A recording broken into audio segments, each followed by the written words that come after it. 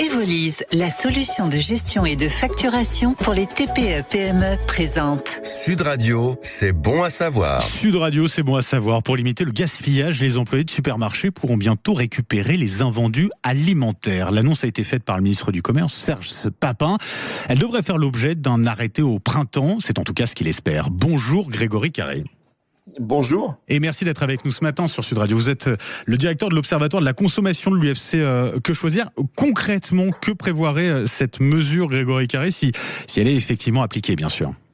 Alors on ne sait pas encore exactement ce qu'il y a dans le détail, mais alors, il faut savoir que quand vous allez faire vos achats, alors on va prendre l'exemple d'un supermarché, vous avez 3 types de produits en fonction des dates de consommation. Et ces types de produits, au bout d'un moment, ne peuvent plus être vendus.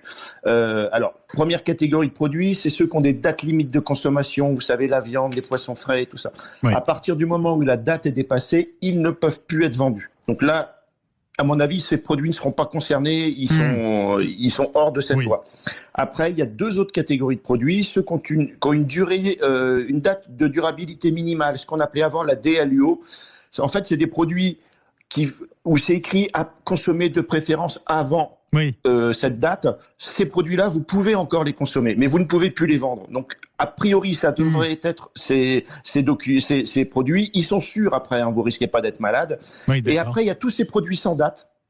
Les fruits et légumes et les produits à consommation rapide comme le pain, etc. Généralement, ces produits-là, il n'y a pas de date dessus, mais c'est vrai que la journée passée, on ne va plus les vendre. Et donc, c'est probablement aussi ces produits qui vont être concernés. Mais les salariés, ils peuvent déjà repartir avec des invendus. C'est déjà le cas, notamment dans les grandes surfaces, non ? Non, c'est pas tant le cas que ça. Le cadre est un peu contraint, donc c'est pour ça que ça peut être en fait effectivement une mesure frappée du bon sens, parce que c'est généralement pas le cas. Alors d'après les salariés qui nous ont communiqué, c'est aussi un manque de volonté des magasins, tout simplement. C'est-à-dire que les gens qui travaillent dans les supermarchés, vous savez, c'est quand même des métiers assez compliqués. Vous avez des heures décalées, vous n'avez pas souvent des pleins temps. C'est rare qu'ils puissent partir avec des produits. Donc ça peut créer un relatif assouplissement. Ça sera une moindre récompense quand même. Ça n'a rien à voir avec une augmentation de salaire. Oui. Là vraiment, c'est une mesure symbolique à double titre. Symbolique parce qu'en termes de volume, ça ne concerne pas grand-chose. Et bien sûr, symbolique parce que ce n'est pas du tout les attentes des employés qui, eux, attendent plutôt des solutions pour pouvoir payer des factures d'électricité qui s'envolent, etc. Donc effectivement, dans ce cadre-là, on en parle beaucoup, mais c'est une mesure effectivement symbolique. Ça pose beaucoup de questions puisque ces dons, ils sont notamment reversés aujourd'hui à des associations. On pense aussi par ailleurs aux consommateurs qui pouvaient en bénéficier avec les applications anti-gaspi ou avec les rayons où on proposait justement ces produits-là. Ça va avoir des conséquences, alors pour les associations bien sûr, mais également pour tous ces Français. Alors, il y a un peu un doute encore dessus. Normalement, dans les rayons anti-gaspi, vous trouvez plutôt des produits courts de date. C'est-à-dire que ils peuvent encore être vendus, mais quand les gens sont attentifs à la date, généralement, c'est des choses qu'on va sortir de notre panier, qu'on va pas mettre dedans.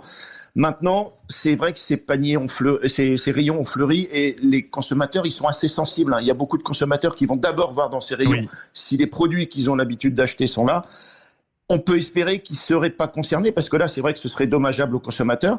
Et l'autre, vous avez raison, l'autre partie des gens qui ont des doutes, ce sont les associations, parce qu'elles bénéficiaient vraiment de dons des dates, des produits, des DDM, produits à durabilité minimale.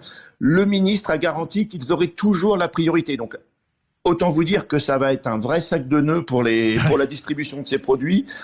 Entre les associations qui sont prioritaires, les employés qui peuvent être intéressés, mais alors même dans le supermarché, il va falloir se mettre d'accord, parce que ceux qui sont au niveau de la mise en rayon, ceux qui sont en caisse, ceux qui sont à la porte, il y en a qui vont se sentir lésés, il va falloir vraiment mettre en place quelque chose. Mais bon, après, ça reste en plus probablement des volumes assez limités.